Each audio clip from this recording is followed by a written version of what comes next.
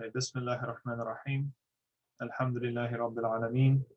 والصلاة والسلام على أشرف الأنبياء والمرسلين نبينا وقدوتنا محمد عليه أفضل الصلاة وأزكى تسليم.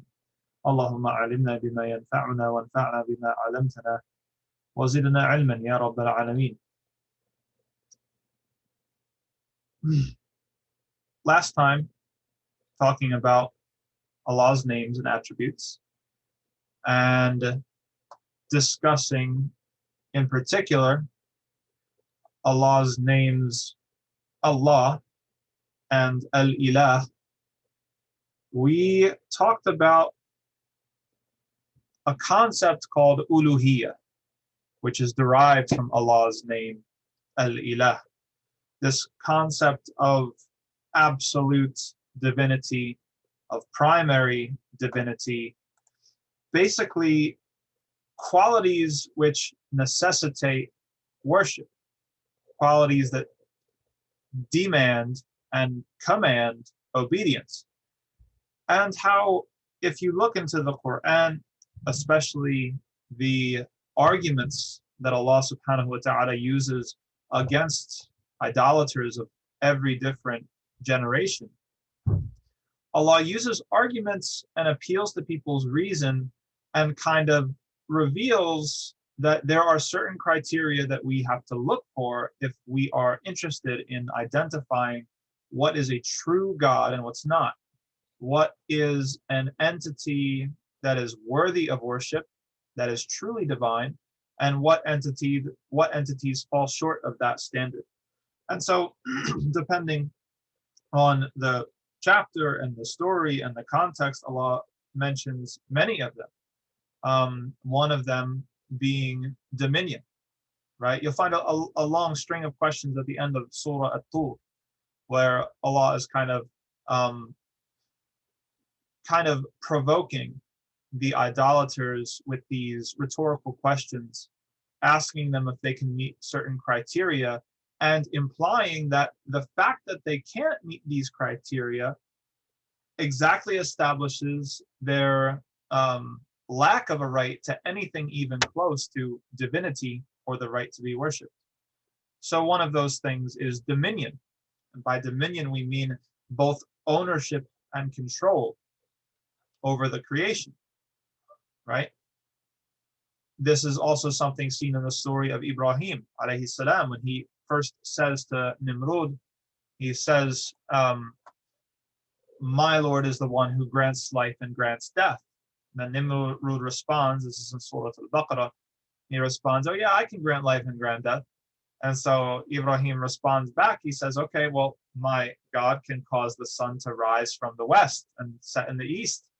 Can you cause it to be the opposite, or vice versa? You understand what I'm saying. At which point he was stupefied and he was dumbfounded. He didn't have a response. Why? Because he lacked dominion. He lacked true dominion. And so that is a criteria that Allah gave us for judging what is worthy of worship or not. The ability to create. This is something Allah mentions all over the place in the Quran as something that is distinguishing a true God from a false God, from true divinity, divinity that demands and necessitates worship, and kind of just fake divinity or something that's deficient, lesser divinity. Absolute will is another one of these things. This is similar to the story of Ibrahim with Nimrud, when he's challenging Nimrud to impose his will, right? Being able to bring about what one wills in the universe is a quality and a criteria by which we judge what is truly, absolutely divine.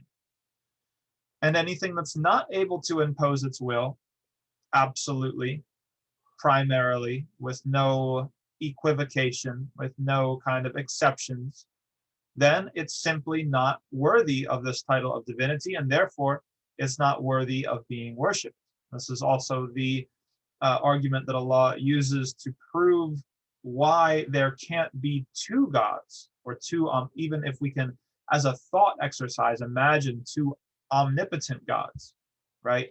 Because in reality, the only thing that differentiates, or we should say not the only thing, but the primary thing that distinguishes two entities is their will. One wants something and the other wants the other thing. And so Allah is exposing this fallacy, imagining that there could be two gods or two omnipotent creators or two all-powerful beings that deserve worship. Because whoever's ability to impose their will is qualified in any way is not a true God. Whoever's will has to be checked or can be undone by another, or has to ask permission from another, or just simply is subsumed within the activity of the other, then it's not a true God. It's not true divinity, absolute primary divinity that deserves to be worshipped. It's a deficiency. Similarly, the ability to pardon. Allah is the only one who has true ability to pardon in the ultimate sense. We're talking about in the afterlife. Provision. This is something that's very, very obvious. How many times Allah references his ability to provide for his creation, to bring down what he wills, both of the rain and of crops and livestock and every single thing that Allah has brought under our use or made eligible for our responsible use. Right? This all comes back to Allah's provision. And so whoever's provision is qualified, or it's not absolute, then that person or that entity or that thing is not worthy of worship. It's not worthy of being described as divine. And there's other things. There's speech. Allah uses this in the story of Ibrahim, where we all know Ibrahim goes to the idols of his people and kind of does what he does, where he smashes them all except for one. And then when his community comes back and says, what happened? He tells them, well, why don't you ask the big one? And then they say, well, you know very well that these can't talk. And then so Ibrahim uses this as a proof upon them. Said, if they don't talk, if they can't speak, then this is deficiency. This thing is not a God. This thing is not divine if it can't speak to you, if it can't communicate to you. Because there's no process or mechanism by which we can understand what the divine entity wants from us, except by communication. It would be absolutely foolish to imagine that there is, or it would be just, I can't think of a logical universe in which there is an omnipotent, all-wise deity that is silent and doesn't provide for the guidance, doesn't communicate how that entity wants to be worshipped and what's the right and wrong thing to do. That would be arbitrary, right? That would be unfair. There could be no moral accountability. That deity would have nothing to, no right to hold accountable people who he never communicated to in the first place what was their role in life, what they were supposed to do, right? All this theoretical universe that's being constructed here. So the fact that Allah speaks is fundamental. Allah has to speak, as he says in the story of Ibrahim, and it makes sense because there needs to be some sort of communication so that there can be accountability and a test. Imagine all of us went through school, some level of it. Imagine if you just showed up to class and then you just had a test. It was on all sorts of things. Some parts on plumbing, some parts on electricity, some parts on engineering, some parts on anatomy. You were never given a syllabus.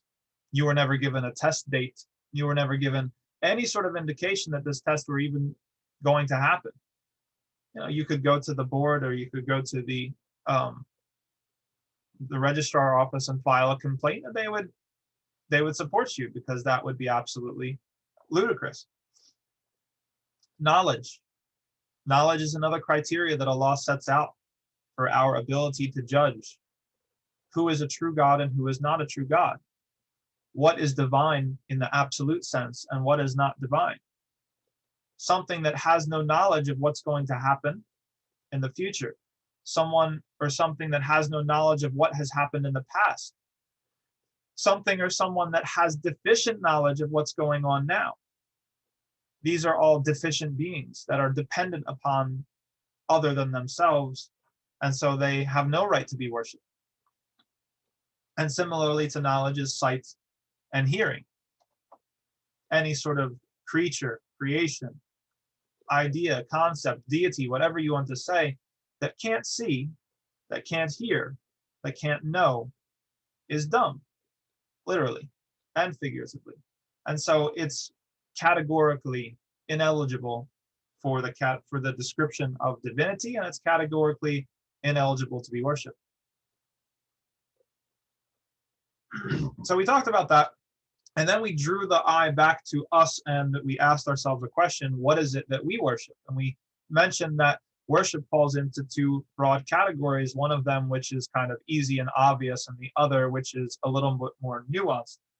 The first one being that the worship of the body, right? Your prayers, your dua, your supplication, your prostration, pilgrimage, zakat, kind of all of these things that involve a physical aspect. And you might have varying levels of sincerity, right? And according to that sincerity, which nobody can see, which you might not even know entirely, Allah will judge you. But there's also a realm of worship that's much more nuanced and much more difficult, because it's impossible to see, though we can feel it if we listen. And this is the realm of the worship of the heart. And we began by talking about different acts of worship that the heart engages in. Now, when we're talking about worship of the heart, one thing I neglected to say last week that I should say here is that we're talking about a certain degree, right? There's a special degree of this activity that should only be reserved for Allah. There are other degrees of these acts, of these activities that are for other things other than Allah. Let's talk about, well, it'll make sense when we get into specifics. Let's talk about love, okay? So one of the acts of worship that belong to the heart is love.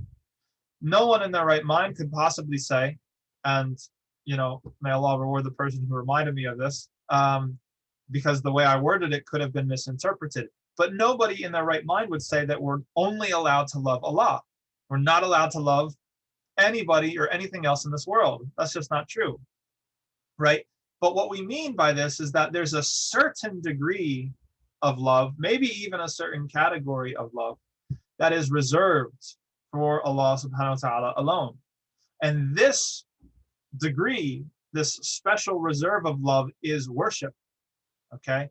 It's not natural love like you have for your country or your people or your cuisine or your language. It's not a biological natural love like you have for your offspring or your parents or your spouse, nor is it, okay, like also attraction or romance, right? But it's this special degree that's reserved, that's above all of that. It might have elements of those sorts of things inside of it, but it's above all of that. It is a love that takes priority over all other love. It's a love that once it finds its way inside of you, it's going to drive you and last you for the rest of your life. It's going to give you solace when other things, maybe everything in your world, is crashing down around you. This is this kind of special love that exists only for Allah. As for the other types of love, some of them are halal, some of them are haram, but they're lesser in degree. So we have a job to do when it comes to looking into our hearts and seeing, okay, what are the things that we actually love in this life? And the things that we do love, are we loving them in a proper, proportional way? Or are we exceeding the bounds to take us into a special degree that's reserved for Allah subhanahu wa ta'ala alone? And the easy way to kind of identify whether this is happening or not is to see what wins out. If the two, and they don't always, of course, but if the two compete or conflict with each other. So I like that, yeah. A funny story. I used to lead Hajj and Umrah groups when I was in Medina. And so we always had this thing where many of the guys that are coming for Hajj and Umrah, right, they're normally clean shaven. Okay. And it's, we won't get into the fiqh side of things, but it's a very good thing, for certainly rewardable by Allah, for a man to have something called a beard, right? Whether that's something that's short or small or this or that, that's a whole other discussion. But the beard is part of Islam, right? It's one of the signs of Islam. And so it was always kind of funny, because I would always try to initiate, if when you're in Hajj, you're going for several days in the state of Ihram where you're not allowed to shave. So now, people are getting into it. They get a little more scruffy. This is a new experience for a lot of people. So what I would do is on the day of Arafat, which is the day before Eid, which is the day, if you're on Hajj, which you make tahleel al-sughra, you kind of like come out of most of your ihram. And for some people, that includes shaving the beard off. So I would kind of conspire to start what I called like the beard club, or I would go around to the guys and I would give like a emotional speech and say, listen, guys, you guys have all looked great. I'd be complimenting people in the days leading up to it. It's like, hey, that looks really good on you. You should think about growing a beard, this, that, and the other. And then like kind of it would lead up to this day, the day of Arafat, where I'd kind of spring it on. It's like, let's commit to this. Let's make a beard club where all of us are going to commit to have like just even a little bit of a beard. And the biggest obstacle I found to this beard club idea was not the men themselves. It was their spouses. It was the wives. And that shocked me. I don't know why. I wasn't prepared for it. But the wives, they were like, no, we want our husbands to shave. We like the clean shaven look. So it was funny. I actually had to go around and kind of convince the wives, or negotiate. Sometimes I was able to negotiate a goatee here and there, or sometimes I was able to, do what I could do. But all of this to say that there are certain situations where love for our spouse, or love for Allah and His commands might come into conflict. This is a humorous example, and the stakes are not very high, but there are other examples where the stakes are very high. We know stories from the companions, and we know stories from anybody who accepts Islam these days, that sometimes they're in a marriage where the other person in the marriage tries to weaponize their relationship against that person to get them to give up their faith, right? This is the same sort of situation with even the relationship with a parent. Like Sa'ad ibn Abi Waqqas, the famous companion, one of the 10 promised paradise, who was so devoted to his mother and loved his mother so much, but his mother tested him by trying to go on basically what was a hunger strike to get him to give up his religion. This is an example of where one has to draw the line between a certain degree of love and obedience that's set aside for Allah, and a certain degree of love and obedience that's set aside for your spouse, which is, at the end of the day, less than that. As Allah says in the Quran, that certainly our spouses, and it's not wives, it's not something that's gendered in this ayah, our spouses and our children are a fitna for us. And someone in the women's class, they brought up that, fitna is a really strong word. And that's true in the sense of how we use it typically, but in the Quranic context, it's not a negative thing. You saying something's a fitna doesn't imply that there's something wrong with that thing or that thing is evil. What a fitna is to test something. Fitna is literally, in the Arabic language, taking gold and putting it to fire to see what it's really made out of, to see so that the impurities would burn off. And so a fitna is like a trial or a test that exposes your priorities. So in this sense, yes, our spouses and our children, they're fitna for us. They're going to expose what our priorities for. What are our do we prioritize Allah? Do we prioritize our Islam?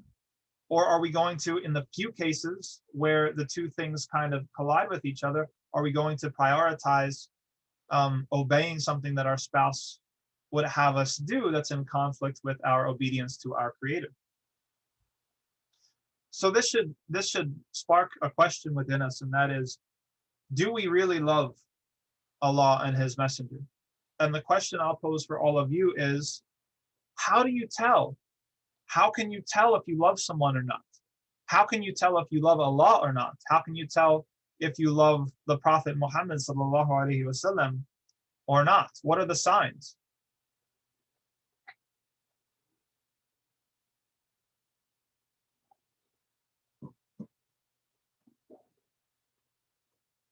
What if someone came up and they just didn't believe you? You said, I love Allah. And they said, no, you don't. Prove it. What would you say? What's your answer? How would you respond to such a person? How can you prove that you love Allah? What does loving Allah look like?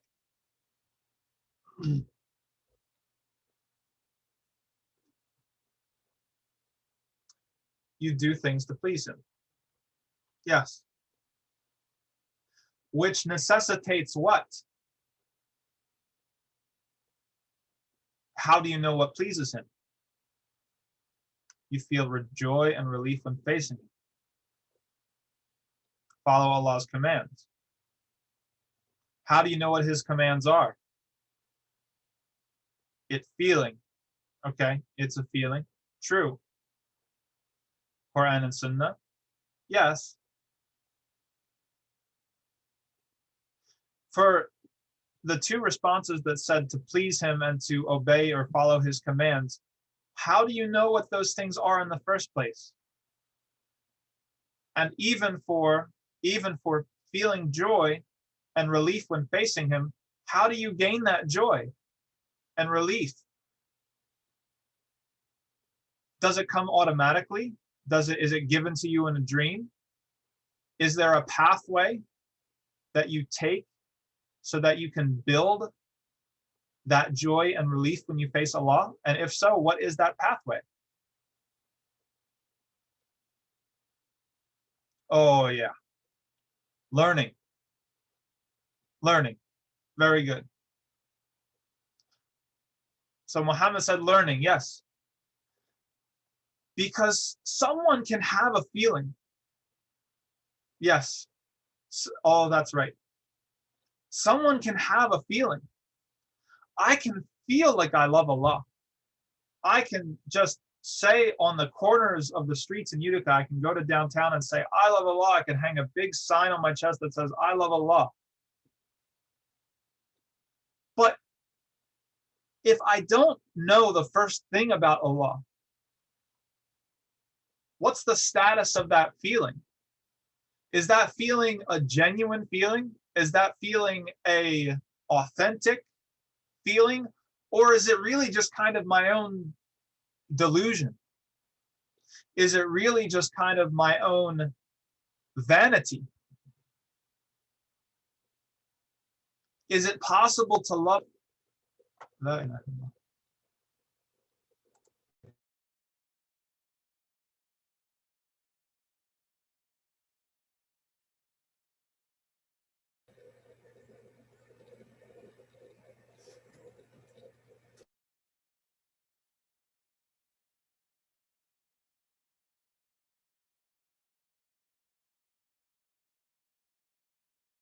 Can't hear you, brother.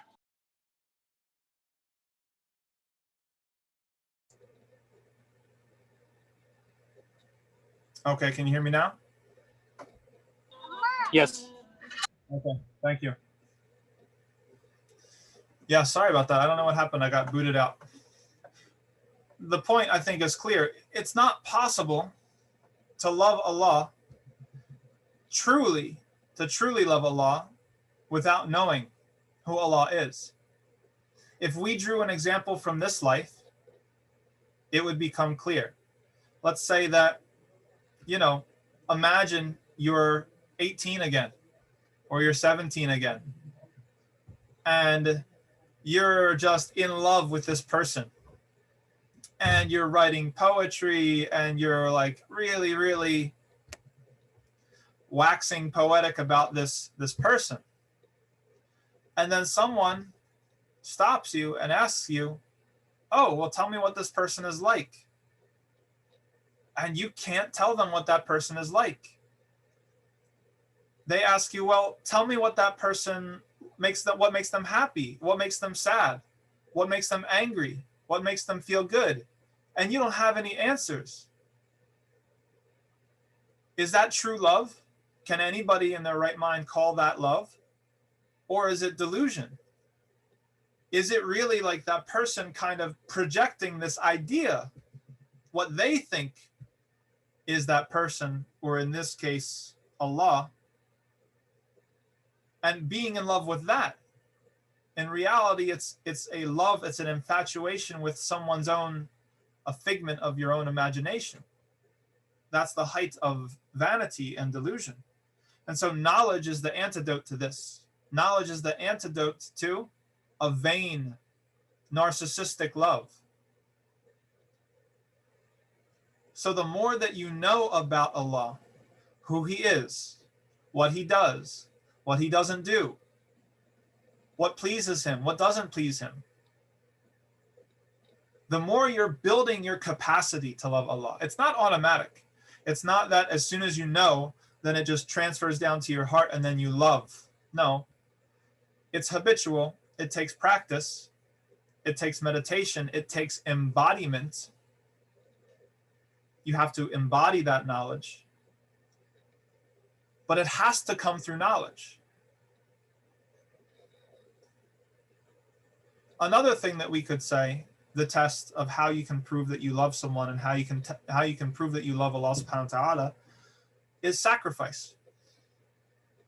This is something that's well known in marriage. Anybody who's been married, there's kind of like the puppy love, what they say in English, the puppy love phase, where you're kind of like infatuated with one another. You know, you're really like into that person. It's exciting. It's new. There's novelty.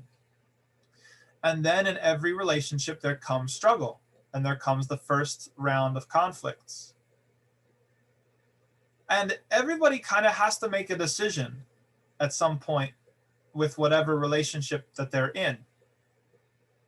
Am I going to commit myself to this relationship and struggle and sacrifice to make it better? Or am I going to kind of keep my eye on the exit sign and be ready to jump ship as soon as the water gets rough, as soon as things start to go bad? The sacrifice is a proof of the love. And you'll feel, for those of you who are married, you feel once you get through this sacrifice, once you come out on the other side, you reach equilibrium again. It might not be the same type of love as that kind of early bubbly infatuation, but it's a deep, deep love. It's something that's extremely strong and very, very difficult to shake when you've been through so much with one person. You've been committed to them for so long. You've given up your youth, you've given up your wealth and your opportunities and everything else to be with this person and to be in this relationship. That to throw it all away would be madness, and it would be insanity. Well, just like that happens in our romantic relationships, in our marriages, that can happen with Allah too. And somebody who doesn't feel like they can recall things that they've sacrificed for Allah should sit with themselves and ask themselves what type of commitment they have to Allah. There are things that happen when you have an option to do things kind of in a way that is pleasing to Allah and in a way that's convenient. What are we choosing? Are we choosing to sacrifice maybe something or some convenience in this life? Or are we always kind of choosing the convenience? After a series of these kinds of sacrifices, you're going to have such a relationship and a history of commitment with Allah that there's no turning back. It'll be just like your marriage, where you've committed so much, you've given up so much, and you've dedicated so much to Allah that to throw it all away would be lunacy. Wow, we just talked 30 minutes about love, mashallah. Another aspect of worship of the heart is fear. And this is very, very strange to people who are kind of always surrounded by maybe like the contemporary culture in which fear is really a bad thing right now. It's not cool. Like fear is totally passé, right? Fear is a negative emotion, we're told. Fear is comes from a lack of understanding. People fear things they don't understand, right? This is a whole kind of ideology. It's basically the rendering of all fear as phobia, right? Irrational, due to a lack of knowledge, and therefore negative, therefore cured by just knowing more. And you can see kind of the anthropological dimension of this. Cavemen evolving from apes, as it were, right? Didn't know what the spooky shadows were or the bumps in the night, and they kind of made up religion to kind of make themselves less afraid. That's how the story goes, right?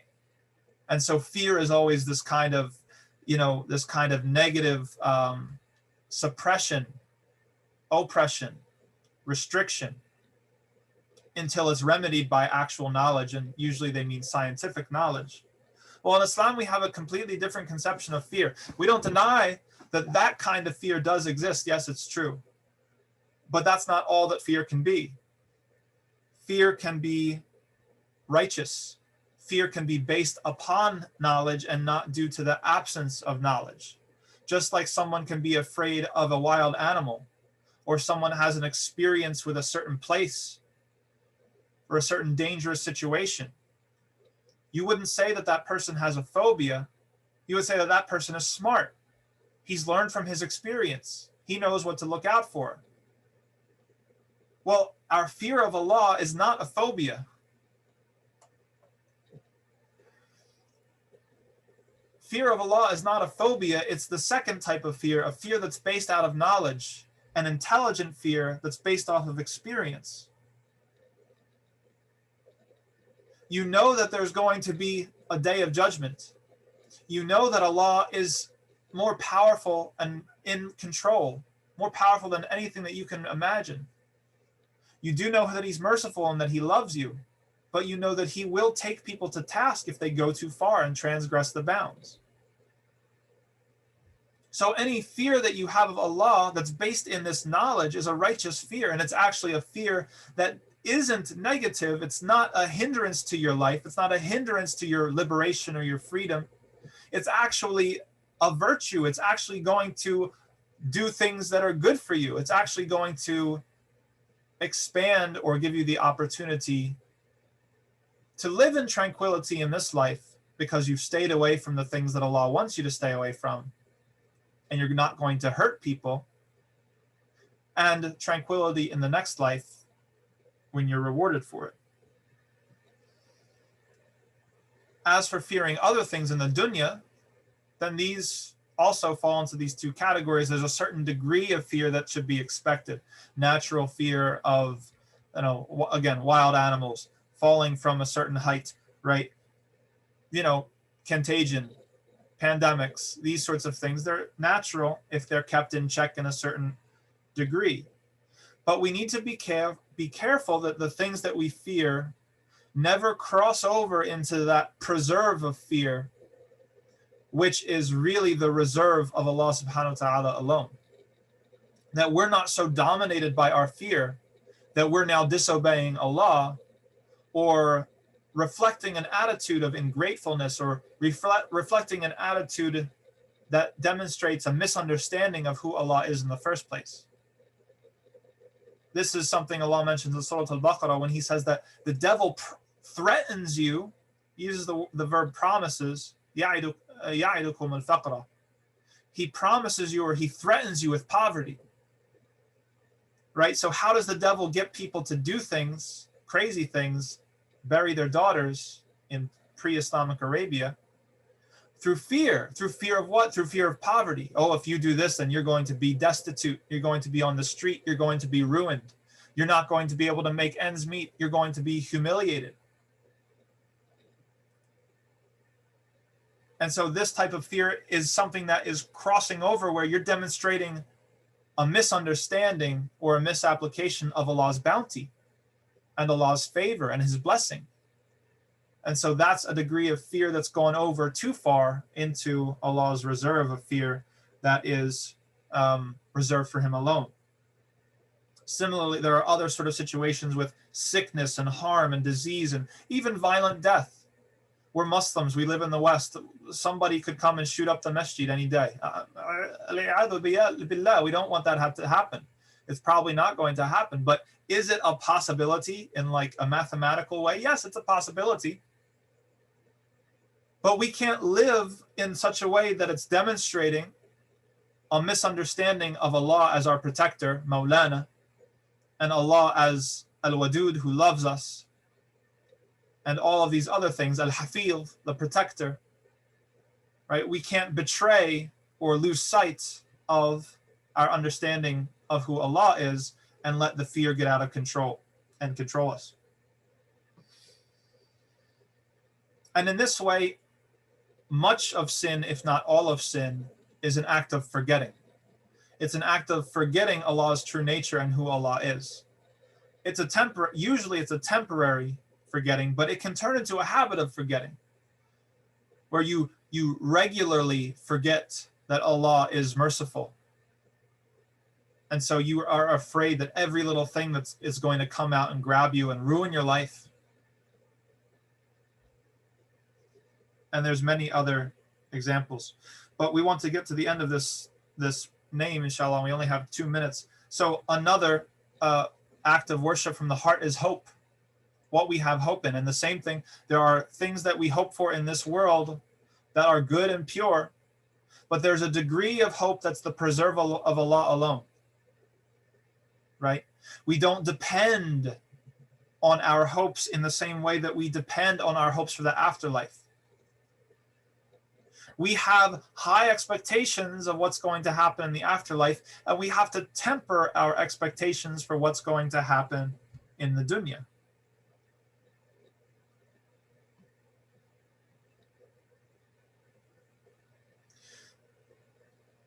The belief in our afterlife is what shapes these expectations. And the belief in our afterlife is what gives us this kind of balance and equanimity when it comes to our expectations in the dunya. You'll notice that people who don't have any belief in the afterlife, all of their hopes are in this dunya. Their hopes for fulfillment, their hopes for happiness, their hopes for pleasure and everything, meaning, significance, it's all about the dunya. So they're so afraid and they're controlled by their hope because they've put all of their hope in something that's temporary, something that they have no right to expect that much from. Whereas we put our ultimate hope in the afterlife and we hold out a tempered, reasonable, moderate hope for what Allah will shower us with in the afterlife. That's the end of this chapter, the name of Allah and Al-Ilah. Next time we'll talk about Allah's name Al-Rabb, inshallah ta'ala. Does anyone have any questions? We're under a minute, so it might cut off any second. But if anyone has any questions, please let it rip.